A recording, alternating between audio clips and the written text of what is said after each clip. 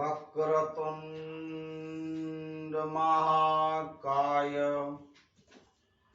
सूर्यकोटि संप्रभ निर्विघ्नं कुरु मे देव सर्वकार्येषु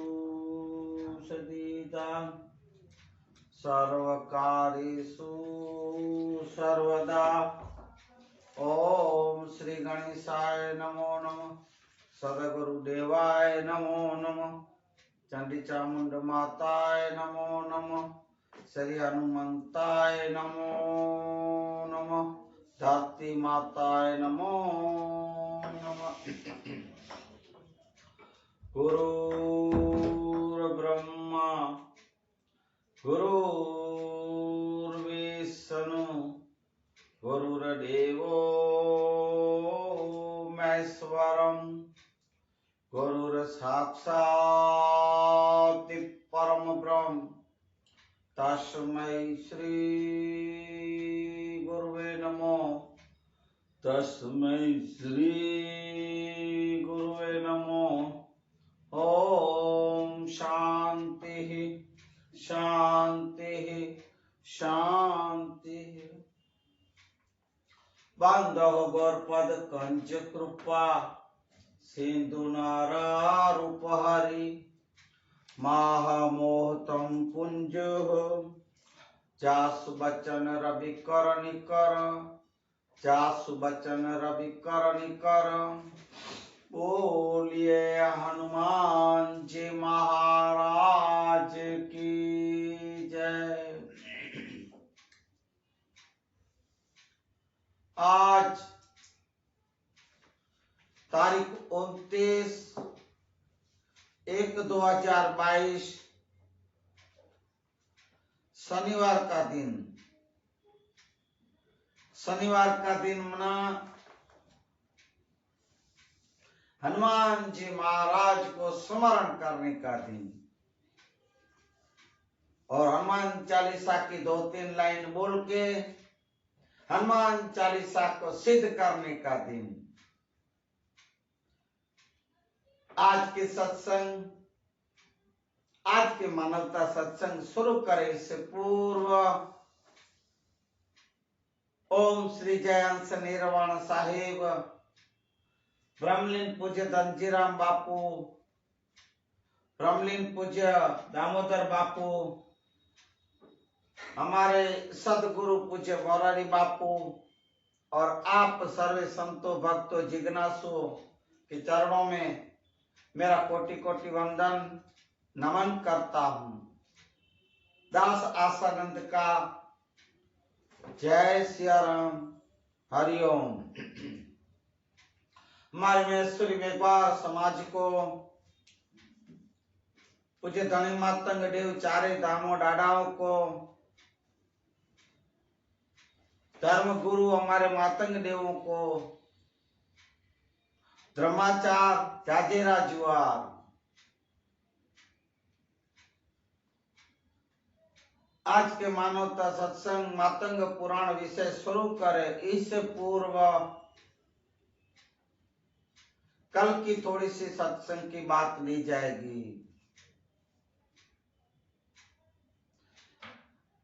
कल के सत्संग से थोड़ी बात ले, इससे पूर्व हनुमान चालीसा 1-2 लाइन। जय हनुमान ज्ञान गुण सागर, जय कपीस तिव लोग उजागर, राम दूत अतुलित बल धामा, अंजन पूत पवन सुत रामा, महावीर विक्रम बजरंगी, कुमत निवार सुमत के संगी, राम दुआरे तुम रखवारे, होतन आगना बेनु पेसारे, सब सुख लेहे तुम्हारी शरणा, तुम रक्षक काहू को डरना।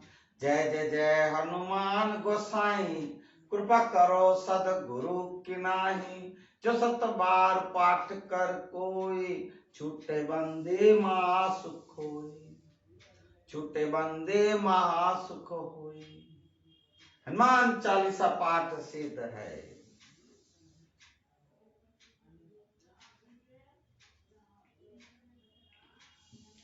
कल की सत्संग थोड़ी बात करें तो पूज्य धनी मातंग देव की समाधि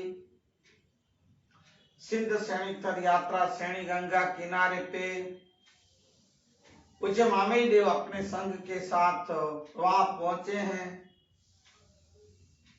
वहां पूज्य दादा की समाधि पे सब नमन कर रहे हैं, मत्था टेक रहे हैं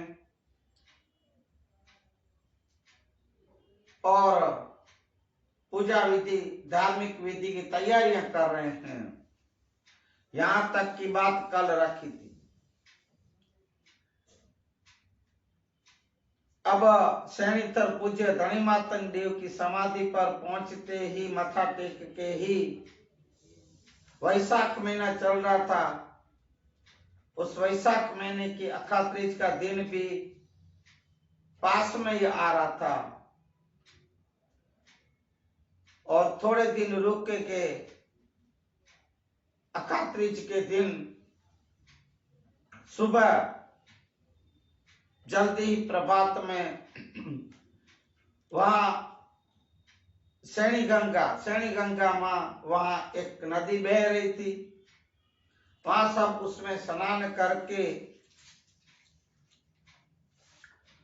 पूज्य धनी मातंग देव की समाधि पर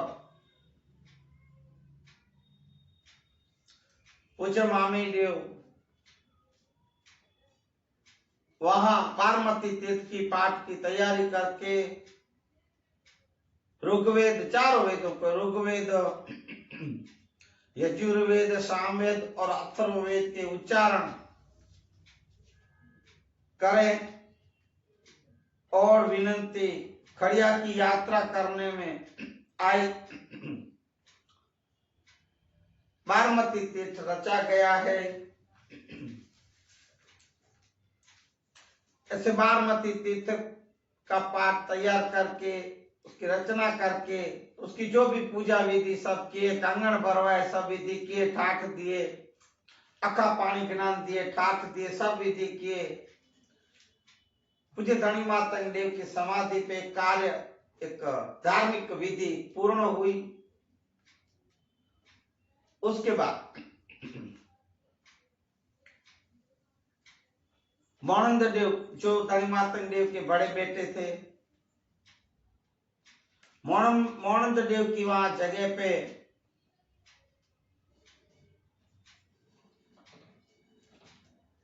जैसे वो धरती में समा गए थे, आपको याद होता अगले सत्संग बोला गया, वहां समाधि थी मोनंद देव की।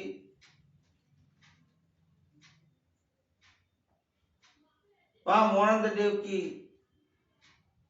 समाधि की भी वहां पूजा अर्चना, बारमती तीर्थ पाठ और वहां जिंज का पेड़ था जहां वीर गति जो पामे उन सबके खून से वहां अपने आप जिंज का झाड़ पेड़ वहां एक निकला था धरती से अपने आप, उस पे उसका परिक्रमा की। ये सब यात्रा करते पूज्य धनी मातंग देव की तिथि माना निर्वाण तिथि उनका स्मरण में करके वहां हमारे सिंध पाकिस्तान में जहाँ डाडा की समाधि है वहां बोला जाता है कि भाई जैसे कि मैं सुना है भाई कि वहां तिरुपति में भी जो भी जाता है स्त्री और पुरुष उनका मुंडन करवाते हैं। करवाना जरूरी ऐसा कुछ विधि है। ऐसे ही सैणी गंगा सैणीथर आप यात्रा जाओ मैसूरी में एक बार समाज, तो वहां भी मुंडन किया जाता है। तो वहां बाल सिर के बाल उतार के मुंडन किए गए दादा की श्रद्धांजलि देने के लिए। पूज्य धनी मातंग देव को श्रद्धांजलि अर्पित की।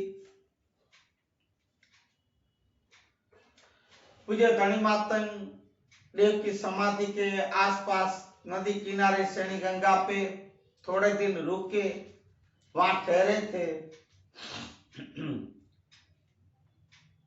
बाद में थराई गांव में आपको पता है कि लुणंग देव दादा क्षमा करे, लुणंग देव दादा की यात्रा पिठरई गांव में की गई। वहां भी पार्वती तीर्थ का पाठ, वेदों का उच्चारण, ज्ञान कथन, शास्त्र सब विधि की गई थी।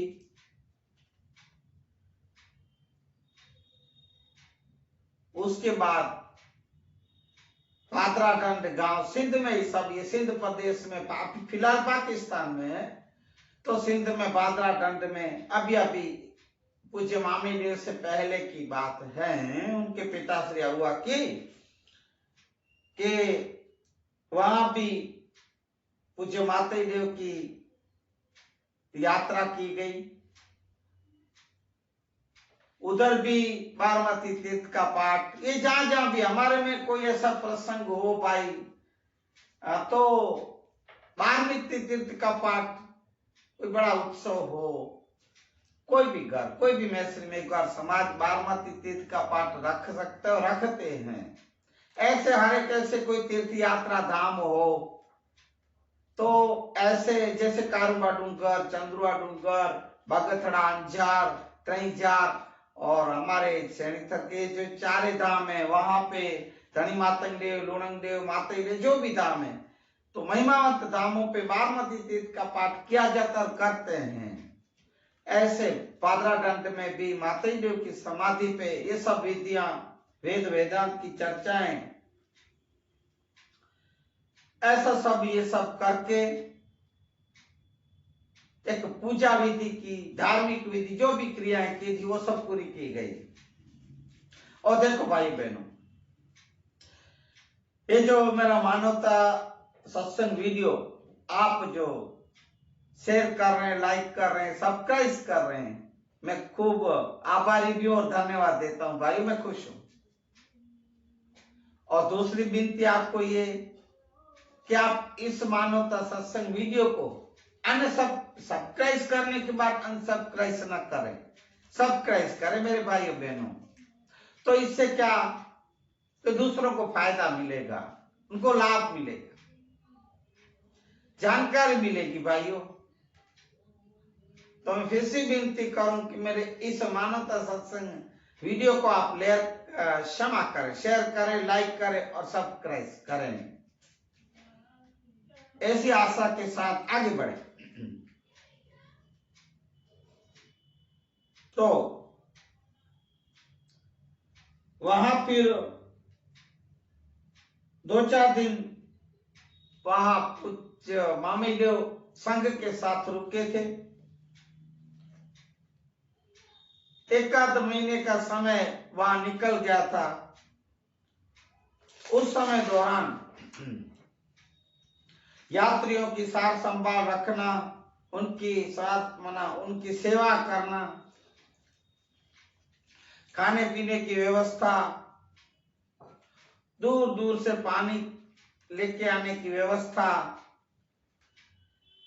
हर तरीके की संभाल रखने के लिए वही जो सरहद पे मिले थे मली मच्छंदर और उसके भाई, उनके समाज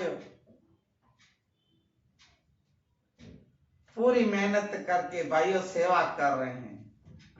एक तो रण प्रदेश थे, कच्छ की बॉर्डर के बाद सिंध प्रदेश में पानी का दूर दूर तक कोई दिखाई न, दूर से पानी लेके आना, एक ऐसी सेवाएं जो मेहनत मांगी, ऐसी सेवाएं मली मच्छंदर ने की है। सेवा करते हैं, रात को ज्ञान कथन, वेदवाणी का एक लाभ और फायदा उठाते थे। पूज्य मामी देव की मधुर वाणी, मीठे बोल, मधुर वचन सब सुन सुन के मली मच्छंदर तो और आनंदित होता था। बहुत प्रभावित हुआ। मली मच्छंदर जितना खुश होता था इतना कोई खुश नहीं भाइयों, इतना खुश और प्रभावित होता था। वाह दादा जय हो आपकी, ऐसे बार बार कहता रहा।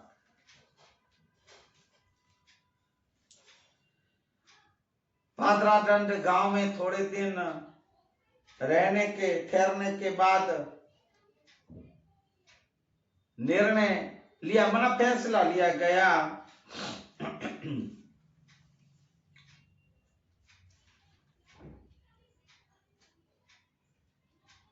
कि इस भक्ति भाव वातावरण आनंद उल्लास के साथ ये यात्रा हो रही है,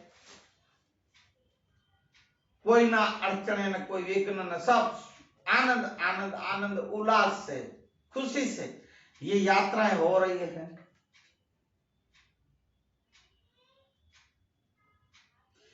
ऐसे पूज्य मामी देव अपने यात्रा संघ के साथ वहां रुके हैं। तब इस दौरान वहां सिंध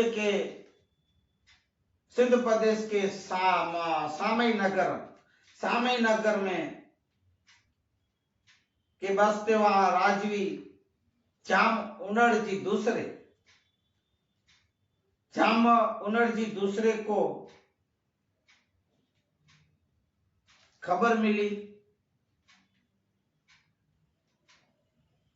और उनकी पत्नी को खबर मिली कि पूज्य मामे देव सिंध प्रदेश के बादराडंड गांव पधारे हैं, वहां यात्रा संघ के साथ ज्ञान कथन वेदवाणी कर रहे हैं। बहुत खुश हुए, सुन के आनंद हुआ।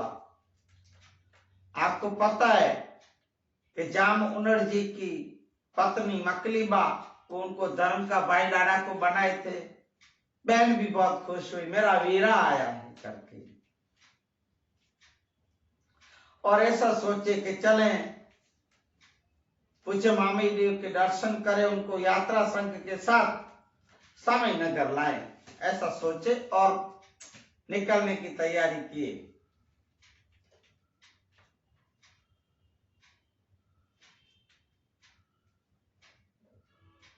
जाम उनड़ जी, मकलीबा, उनके कुछ आदमी, कुछ सिपाहियों के साथ आप पहुंचे बादराडंड गांव में। जाम उनड़ जी पूज्य माते देव को देखते ही, दर्शन करते ही आनंदित होके, इतने खुश होके डाडा के चरणों में पड़े, चरण स्पर्श किए, दंडवत प्रणाम किए। मकलीबा और पूज्य मामी देव भी एक दूसरे को मिले, भाई बहन मिले, आनंद खुश हुए, एक दूसरे का खबर अंतर पूछ रहे हैं, आप कैसे हो, कैसा चलता है, सब जो पूछे जाते हैं, एक दूसरे मिलते हैं। तब पूरा दिन वहां जाम उनड़ जी, मकलीबा और सिपाही सब वहां पूरा दिन ठहरने के बाद उस दौरान जाम उनड़ जी पूज्य मामे देव को कहने लगे, हे देव, हे हमारे पूज्य मामे देव, आप मेरी एक अर्ज सुने कि आप और आपका परिवार और ये आपका यात्रालु जो संघ है, सब आप हमारे सामई नगर पधारे, हमारे घर पधारे, हमारा गांव, हमारा सामई नगर, हमारा घर पावन और पवित्र करे, ऐसी हमारी इच्छा और प्रार्थना है देव।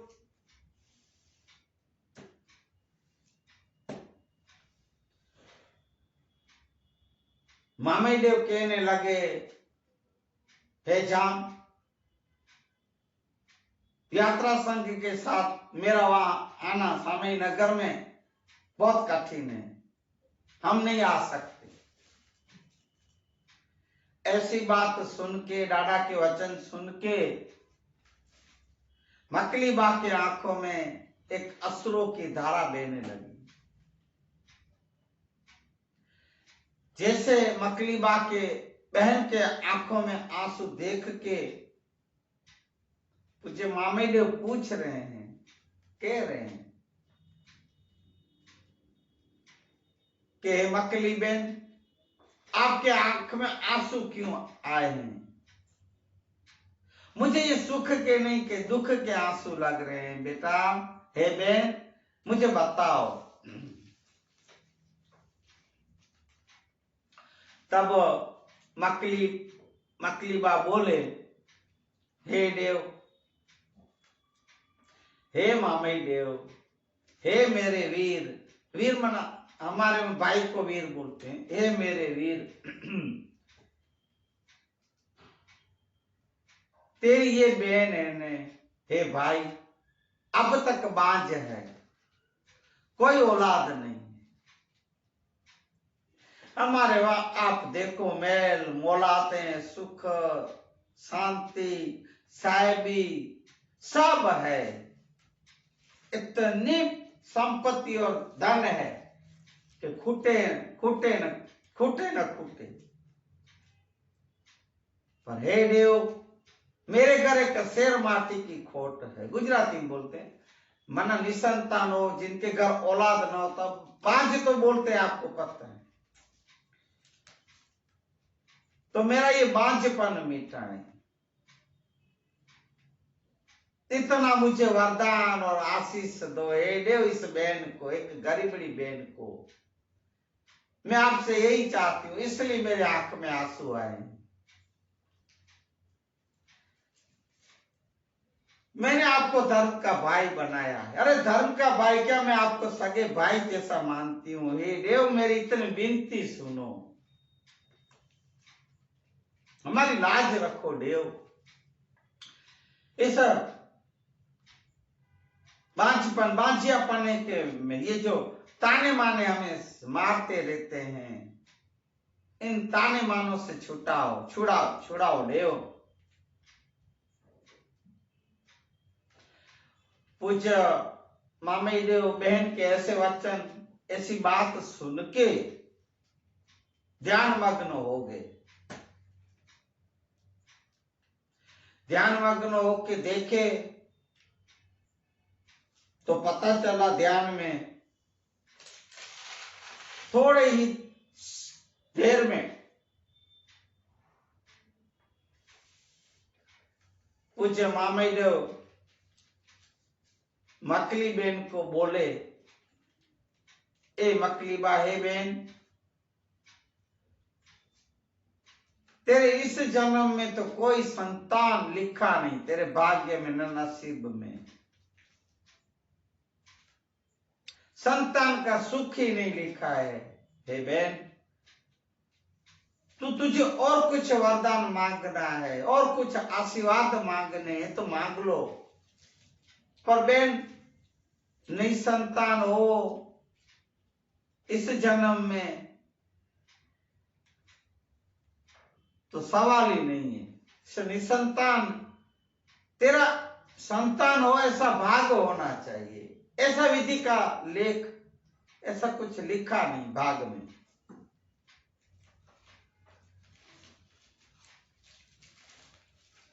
ऐसा पूज्य मामी देव कह रहे हैं।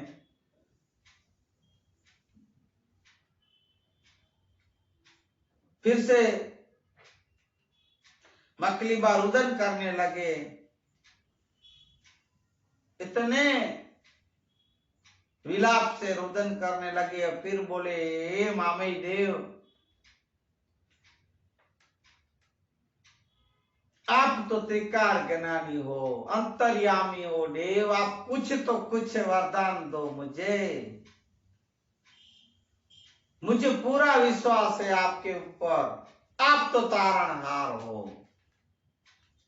हे मेरे भाई, मेरा वीर, मुझे आशीष दो, वरदान दो। बार बार मकली बहन कह रही है। ऐसे रुदन सुन के पूज्य मामी देव फिर से ध्यान लगाए। तब ध्यान में देखे, स्मरण किए,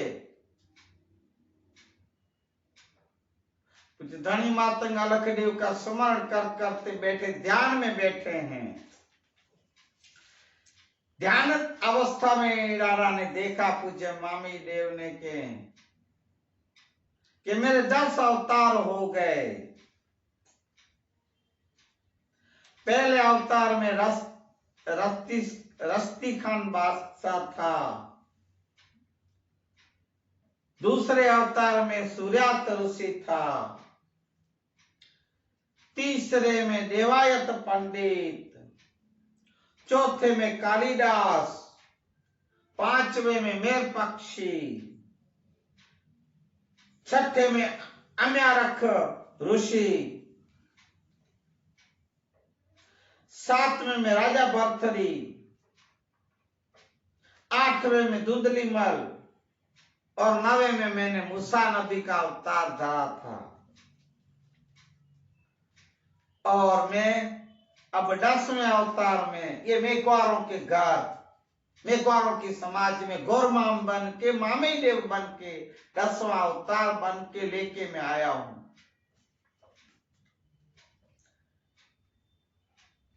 ऐसा दादा ने देखा अपने अवतारों को। अब पहले की बात ऐसी थी 9 अवतारों में, जब पहले ही अवतार जो था पहला रस्ती खान बादशाह, तब पूज्य मामी देव जब ये खान बादशाह थे तब खंबात प्रदेश के वो बादशाह थे, मन वहां के राजा थे। उनका एक छोटा भाई था। ये तब की कहानी दादा देख रहे हैं ध्यान में।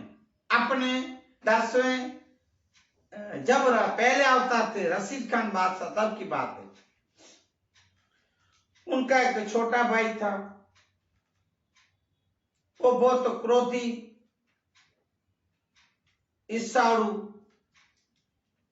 अदेखाई करने वाला, झूठा बोला, सकी स्वभाव मना वेमिला मना सकी स्वभाव का था, शकीला। उनकी 4 पत्नियां थी। उनकी 4 पत्नियों पे इतना जोर जुल्म त्रास अत्याचार करता था। 4 पत्नी इनकी परेशान रहती थी, इनसे हैरान परेशान रहती थी। पर क्या हो सके, इतने बड़े बादशाह का एक छोटा भाई था,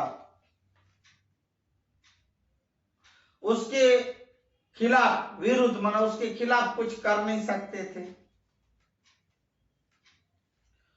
उन 4 में से एक जो इनकी बीबी थी, पत्नी, वो अल्लाह की बंदगी करने वाली थी। अल्लाह के ऊपर भरोसा रख के धर्म पर्यावरण की तरफ ध्यान देती थी। ज्यादातर उसका समय अल्लाह के नाम स्मरण में जाता था। ऐसे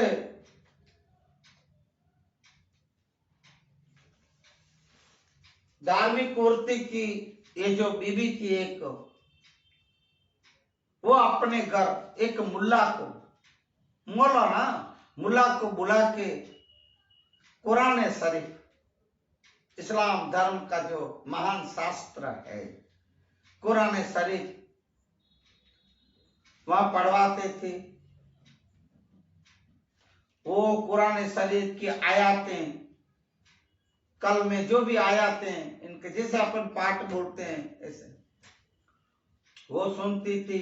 तब उन्हें बहुत मन की शांति और आराम मिलता था और एक बहुत खुशी होती थी और आनंद मिलता था।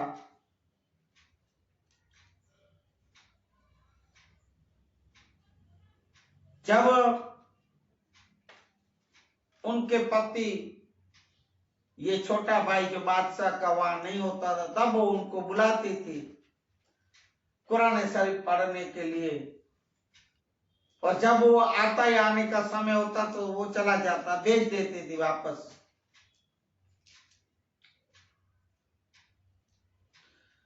ऐसा चल रहा था। मुल्ला इनके घर आता जाता था, कुरान शरीफ पढ़ता था।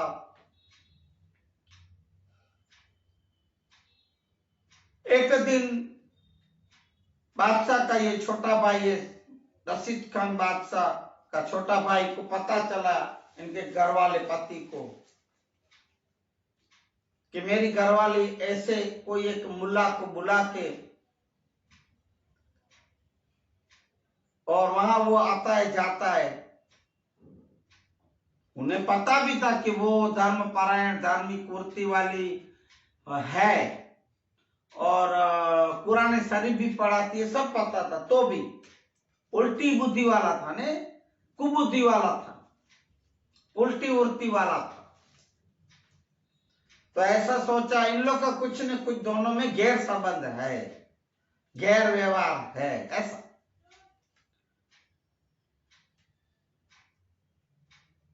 ऐसा मगज में बात बिठा के सोच के कुबुद्धि वाला उसका पति हर रोज मारकूट करने लगा, मारझूड़ करने लगा, जोर जुलम और बढ़ गए और तलाक देने की लेने की बात तक ये बात आ गई।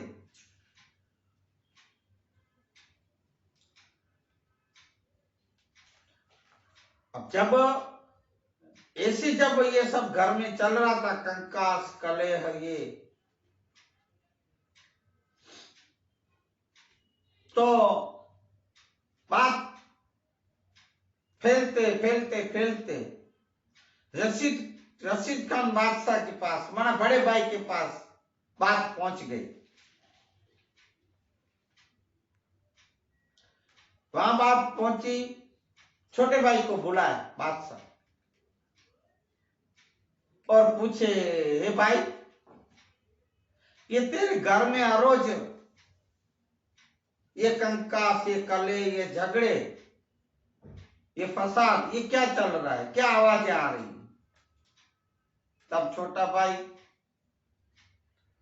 ऐसा बोला, हे बादशाह, हे बड़े भैया, आप सुनो, ऐसे ऐसे मेरी पत्नी और ये मुल्ला के गैर संबंध है,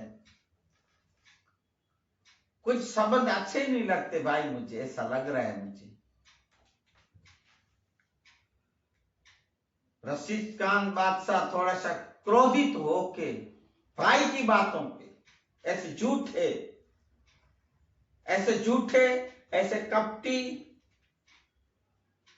ऐसे क्रोधी भाई के वचनों, माना भी वचन तो वचन शब्द का वो है, इनकी बातों में रह के सीधा ऑर्डर हुक्म किया, मुल्ला को बुलाया जाए राज्यसभा में, दरबार में। कुछ सिपाहियों को भेज के मुल्ला को पकड़ के लाया गया और बोले, हे मुल्ला, ये मेरा जो छोटा भाई है, इनके घर तू आता जाता है, तो हे मुल्ला, तेरा काम क्या है, पहले ये बता। तेरा काम है कुरान शरीफ की आयत पढ़ना, ठीक है, धर्म का काम करना, ठीक है, धार्मिक जो भी कार्य हो वो करना, ठीक है, जमात को आगे लाना, उनके उद्धार और कल्याण, ये कार्य कर। तू तो एक मुल्ला है कि नहीं, मुल्ला है ना, तो फिर किसी के घरों में बहन बेटियों के ऊपर कुदृष्टि डालनी, बुरी नजर, खराब नजर रखनी या ऐसे गैर व्यवहार रखने, क्या तुम्हें अच्छा लगता है, शोभा देता है क्या? ऐसे ऐसे रशीद खान बादशाह बोल रहे हैं।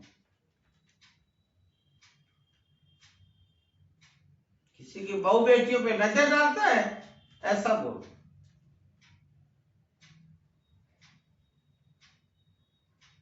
तेरा काम अल्लाह का पैगाम पहुंचाना है, तेरा काम सत्संग करना है, तेरा काम बंदगी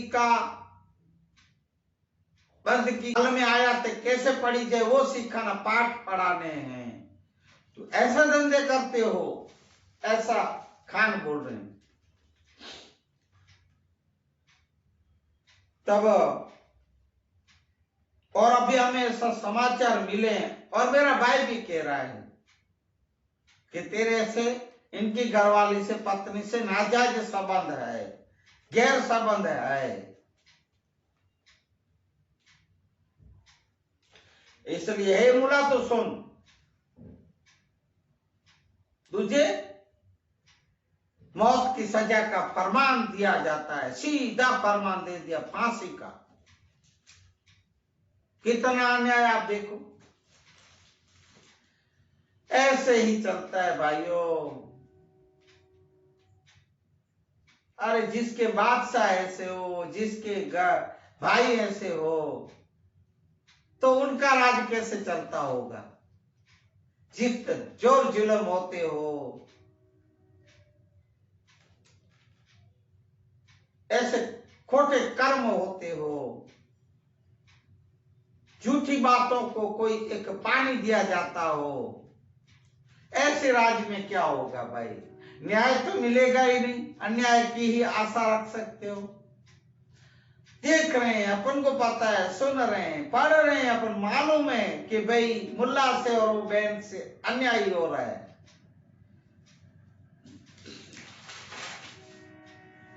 बादशाह का फैसला सुनते ही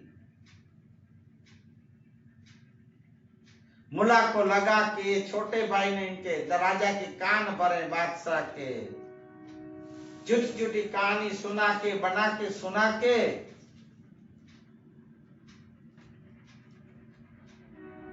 ये जो छोटा भाई है बादशाह का, चढ़ा बढ़ा के बातें कर करके मेरे विरुद्ध में, मेरे खिलाफ बादशाह का, इसलिए भी बादशाह की मती मारी गई है। तब मुल्ला बोले, खड़े हैं, अदब से खड़े हैं। तब मुल्ला बोला,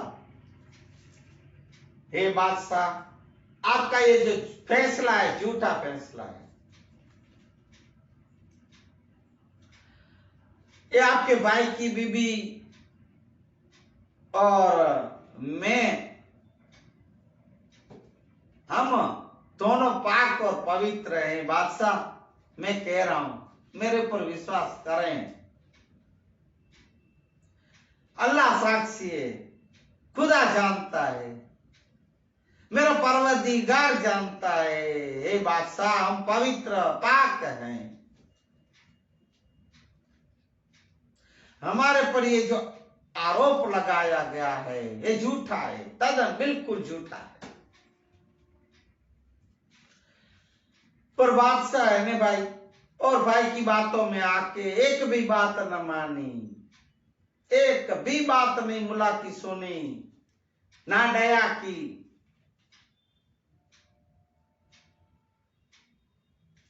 खुद का भाई को सच्चा ठहरा रहा है, मान रहा है, ये मेरे भाई की बात ही सच और यही सच है।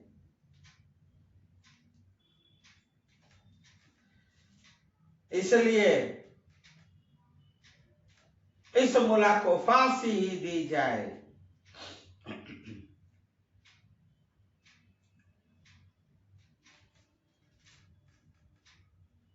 फिर भी मुल्ला कहते हैं अंत में, हे बादशाह, मैं फिर बार बार कह रहा हूं, अल्लाह से डरो, खुदा से डरो। ये जो तुम्हारा फैसला झूठा है, अभी भी मैं कह रहा हूं, मैं सच कह रहा हूं। आपका भाई झूठा, आपका फैसला झूठा है।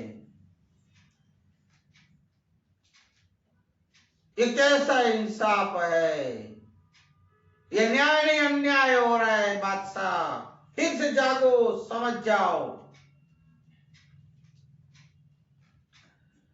अगर ऐसा हुआ तो अनर्थ हो जाएगा। अल्लाह तुझे कभी माफ नहीं करेगा। परवदिगार तुझे और तेरे भाई को, तेरे वंशों को माफ नहीं करेगा। हे रशीद खान बादशाह, तुम अभी भी समझ जाओ ये तेरा फैसला झूठा और ये तेरा भाई झूठा है। बार बार मुल्ला कह रहा है।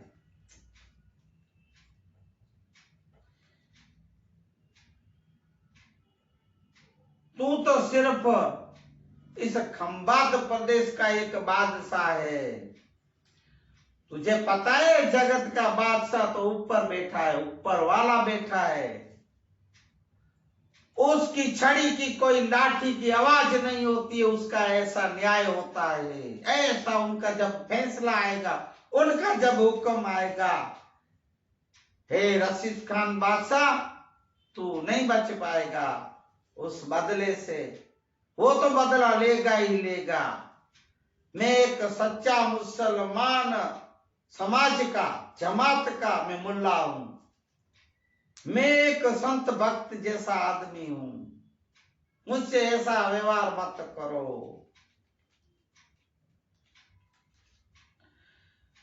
अगर ऐसा हुआ तो परवदिगार तुझसे बदला जरूर लेगा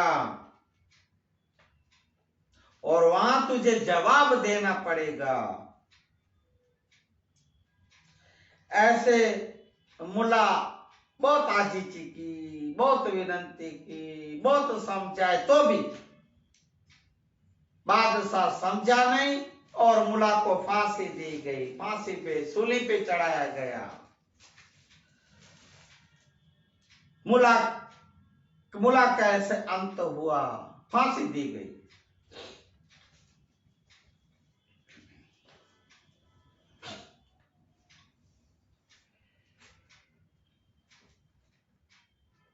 तब मामीदेव ने ध्यान मग्न होकर ये सब देख रहे हैं और सोच रहे हैं।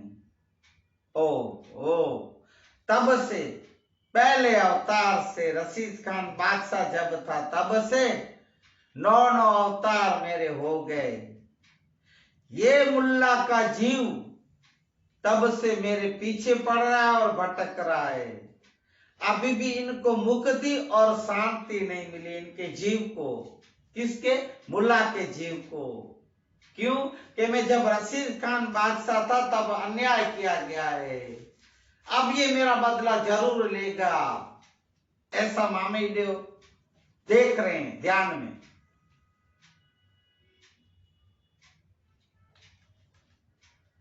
मेरे पीछे घूम और भटक रहा है। यह जीव मुल्ला का ही है। मामीदेव हर एक अवतार, 9 अवतार में दादा इनसे बचते रहे हैं।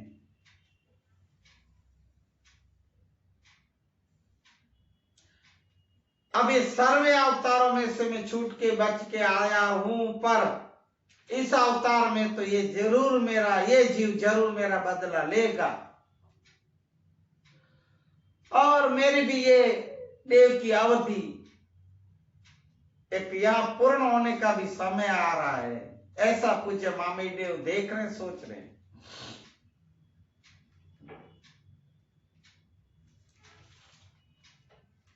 तब मामीदेव सोचे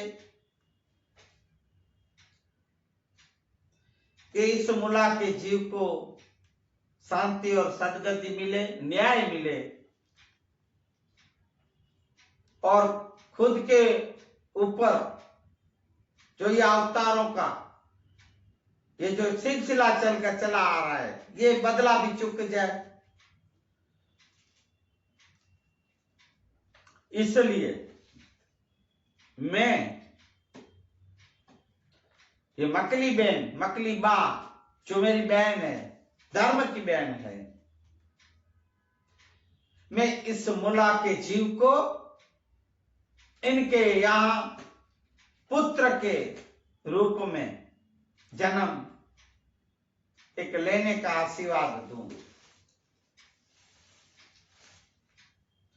मैं इनके यहां अवतार जन्म दिलवाऊंगा, ऐसा दादा सोच रहे हैं मुल्ला के जीव को।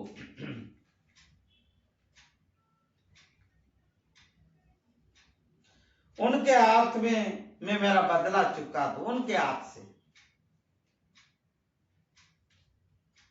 और ऐसा करते मकलीबा मेरी बहन का ये जो बांझपन है, ये बेचारी को बांझ बांझ करके पूरी समाज गांव सब बोलते रहते हैं बांझ हो बांझ हो। ये ताना मानो से भी मैं छुड़ा दूं, इस दुख भरी एक जिंदगी जीवन से भी मैं इन लोग को तानों मारने से छुड़ा सकूं। मकली बहन का भी ये कार्य हो जाएगा, ये कलंक मिट जाएगा निसंतान का, बिन औलाद का।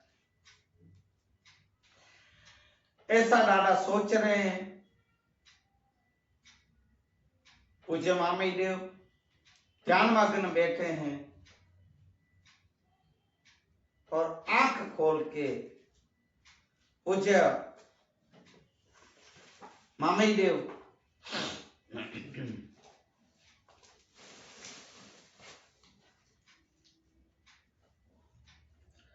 आंख खोलते ही पूज्य मामी देव बोले, हे मकली बहन, हे मेरी बहन, तू सुन, जा, मैं वरदान देता हूं कि तेरे घर पुत्र अवतरेगा, जन्मेगा, बेटा होगा। मकली बहन मकली बा को ये वरदान मिलने से जाम उनड़ जी और मकली बा बहुत खुश हुए। इस भविष्य की बात के लिए बहुत अजान थे, बना उन्हें कोई खबर न थी। ऐसे मामी देव के वचन सुन के, वरदान लेके, आशीष लेके स्वामी नगर दोनों वापस आ गए।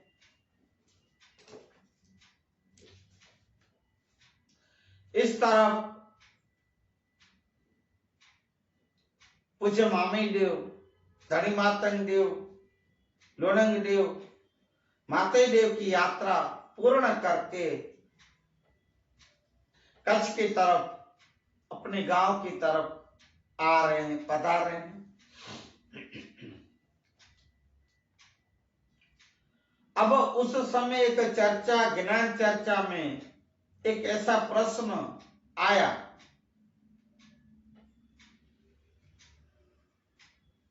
कि मामाई देव चर्चा करके समझाए।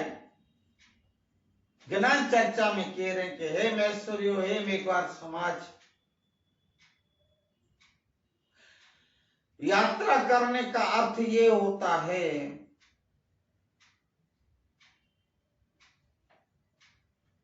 कि अपन घर बार छोड़ के भी पैदल पद यात्रा करके एक काया को, शरीर को कष्ट दे के दुख देते हैं। कितने दुख सहन करते हैं। ये धूप हो, छांव हो, चलते चलते थक जाना, थकान लगती हो, खाने पीने की भी कोई पूर्ण चीजें न मिलती हो, कभी भूखा रहना पड़े, रूखा सूखा खाना पड़े, पानी की तकलीफें हो। ऐसी इस यात्राओं में यात्रा करने का अर्थ समझा रहे हैं देव। तो इस तरह की अगर यात्राएं अपन करते हैं, इतने दुख सहन करके, तो शास्त्र ऐसे बोलते हैं, कुछ मामी देव कह रहे हैं। तो ऐसे इस शरीर को कष्ट और दुख देते पद यात्राएं जो करते हैं, पैदल चल के ये जो यात्राएं करते हैं, तो इससे है मैश्वर्य मेघवारों, दोष और पाप उतर जाते हैं। दोष और पाप मुक्त हो जाओगे, आप हो जाते हो। इस जन्म में जो अपन थक सहन करते हैं, थकान,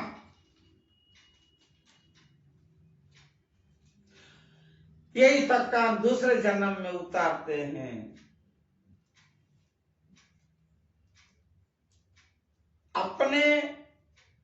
अपने पास दूसरे जन्म के नौकर चाकर हो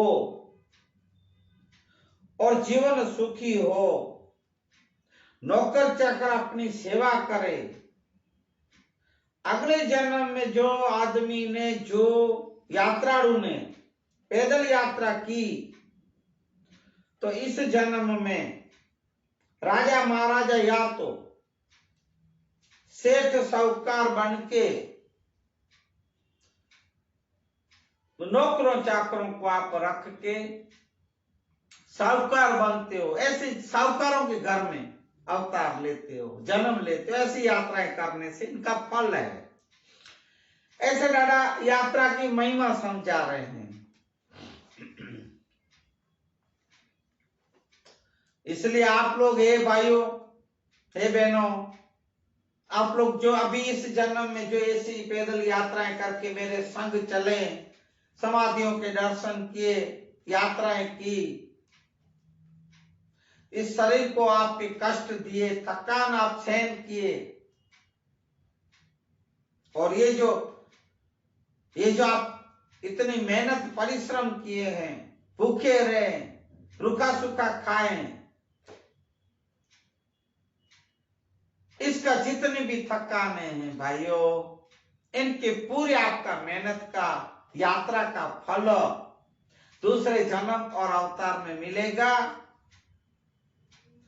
ऐसा मैं आप लोग को वचन, आशीष और वरदान देता हूं। ऐसे एक वेद बोले हैं, कच्छी में है, आगे जनी है मारा नायो, जनी पारा नायो गंग, आगुड़े थाकीड़े थका देव, मामई अज चापाई ता अंग।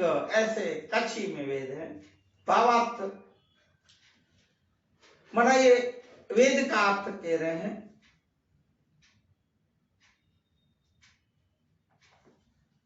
खरेखर अच्छे से जैसे ये वेद ऐसा कह रहा है कि अगले जन्म में जो भी पुण्य किए हों, हेमनु स्नान मना माघ स्नान, जैसे ठंडी में अभी जो माघ स्नान का ये वर्त चल रहा है, महीना चल रहा है, जो माघ स्नान किया हो, आप देख रहे हैं अभी अभी कैसे कड़ी ठंडियां चल रही है। और मैंने पहले ही बताया जब माघ स्नान शुरू हुआ कि भाई 4 बजे उठ के, 3-4 बजे उठ के भी प्रभात को खुले में, कोई नदी हो, नाला हो, अवाड़ा हो, कुआं हो, तालाब हो, वहां नहाने के लिए जाना पड़ता है भाई, बिन वस्त्रों से, मना धोती पहन के सिर्फ। तो ऐसे कड़ी जो स्नान करते हो, माघ स्नान ये महीना में, उसको हेम का स्नान कहते हैं। हेम मना बर्फ जैसा पानी। और जो पगपाड़ा पैदल यात्रा जो जाते हैं, धूप छांव देखते भी नहीं, सहन करते हैं, भूख प्यास सहन करते हैं, इस तरह जो काया और शरीर को कष्ट देके ये जितने भी दुख सहन करते हैं, वो लोग जितने जो यात्राड़ू हैं, सब दूसरे जन्म में सुख प्राप्त करते हैं, ऐसा मामी देव कह रहे हैं।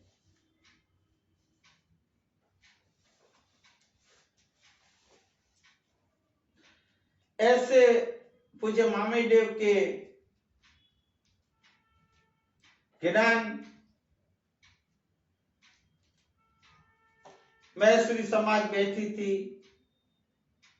और भी धर्म के लोग, जाति के लोग, कितने सारे ऐसे डाडा के ये सब ज्ञान कथन सुन रहे हैं, वचन सुन रहे हैं। ये ज्ञान कथन, ऊंचे ऊंचे वेद, इनका अर्थ समझा के बहुत आनंदित होते थे, लीन होके सुनते थे। भाइयों, पूज्य मामे देव की वाणी, मीठे बोल, मीठी वाणी, ऐसे मामी देव के वचन थे। कभी भी जिंदगी में कभी मैसूरी समाज तो बिल्कुल नहीं सुनी थी ऐसे ज्ञान कथन और वेद, ऊंचे ऊंचे वेदों की वाणी, अर्थ सब विस्तार से, ऐसी महिमा और ऐसे वेद ज्ञान पूज्य मामे देव के मुख से सुने भाइयों, और कोई नहीं सुनाया। ये पिछड़ी जात, ये मेघवार जात, ये पछाड़ जाति के पास कोई नहीं जाता था, जैसे मैंने पहले सत्संग में बताया है भाइयों। ये हमारे पूज्य धनी मातंग देव, लुणंग देव, मातई देव और ये अब मामई देव जो ये सब धर्म के कार्य कर रहे हैं भाइयों, ऐसे समाज को ऊंचा लाने के लिए, ऐसे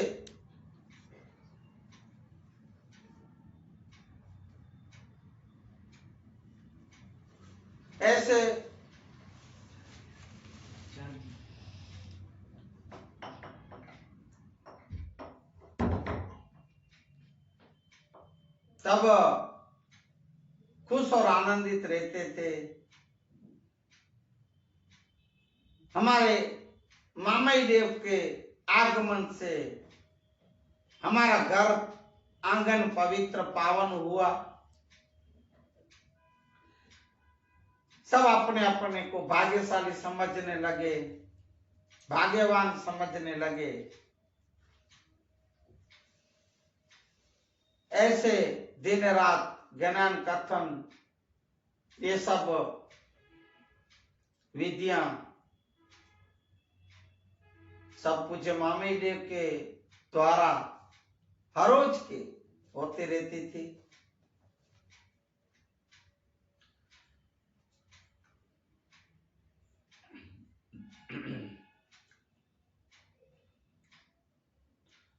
और इतनी सी बात, पूज्य मामे देव की श्री धनी मातंग देव समाधि की यात्राएं, लुणंग देव डाडा, मातई देव डाडा, मोहन देव, जंज झाड़ पेड़ की परिक्रमा, सामई नगर, चांद उनड़ जी, बैन मकलीबा, ये सब की बातें आज के मानवता सत्संग में ली गई। ये बातों को, ये सत्संग को आज के मैं यहां विराम दूं। इससे पूर्व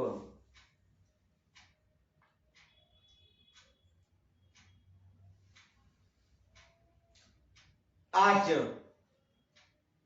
शनिवार है भाइयों, शनिवार है तो बना हनुमान जी महाराज का मैंने पहले हनुमान चालीसा का पाठ की 2-4 लाइन ली। तो अब स्तुति की, हनुमान जी महाराज के स्मरण की स्तुति की भी 2-3 लाइनें, 2-4 लाइनें लेके आज के मानवता सत्संग को विराम देंगे। बोलिए मंगल मूर्ति मारुत नंदन महाराज की जय। मंगल मूर्ति मारुत नंदन, मंगल मूर्ति मारुत नंदन, सकल मंगल मूल निकंदन, सकल मंगल मूल निकंदन, मंगल मूर्ति मारुति नंदन, मंगल मूर्ति मारुत नंदन। मात पिता गुरु गणपति शारद, मात पिता गुरु गणपति शारद, शिवा समेत शंभु सुख नारद, शिवा समेत शंभु सुख नारद, मंगल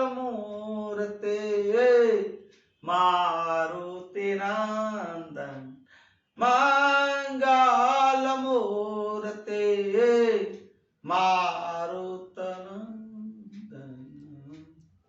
साधु संत के तुम रखवारे, साधु संत के तुम रखवारे, असुर निकंदन राम दुलारे, असुर निकंदन राम दुलारे, तमंगल मूर्ते मारुतनंदन,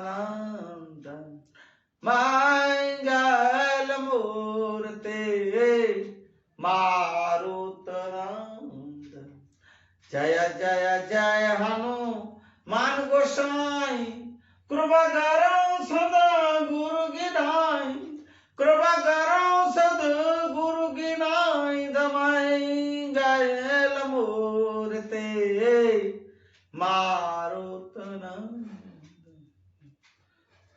बंदहु राम लखन वैदेही, बंदहु राम लखन वैदेही, ये तुलसी के परम स्नेही, ये बाबा के परम स्नेही, तमंगल मूर्ते मारुतनंदन, मंगल मूर्ते मारुतनंदन।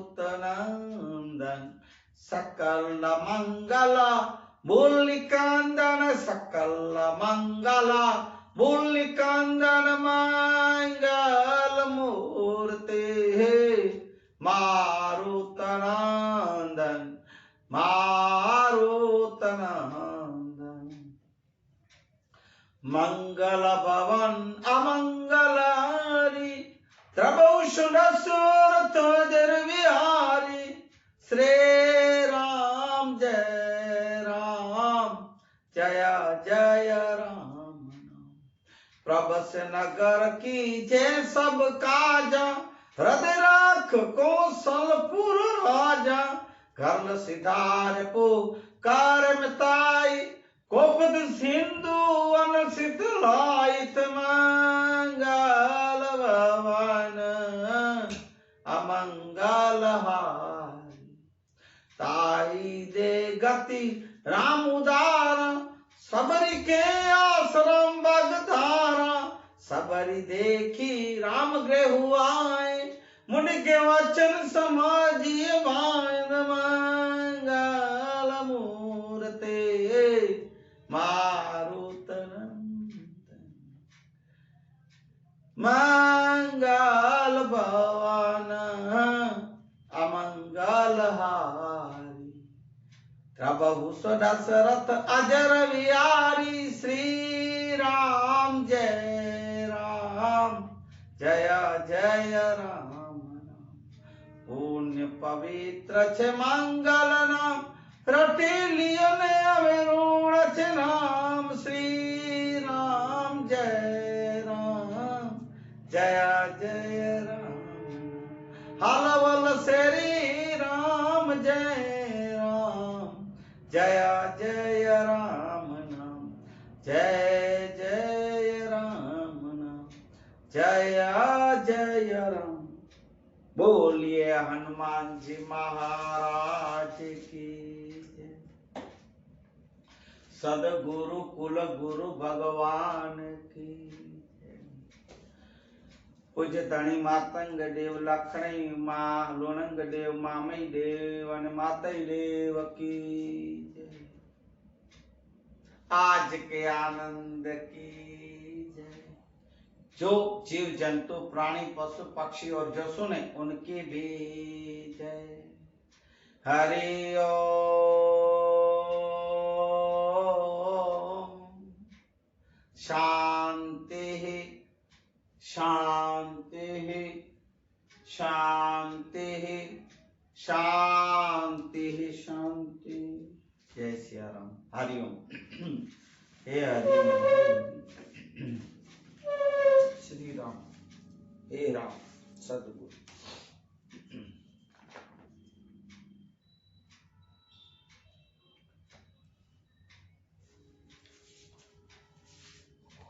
हरिओम।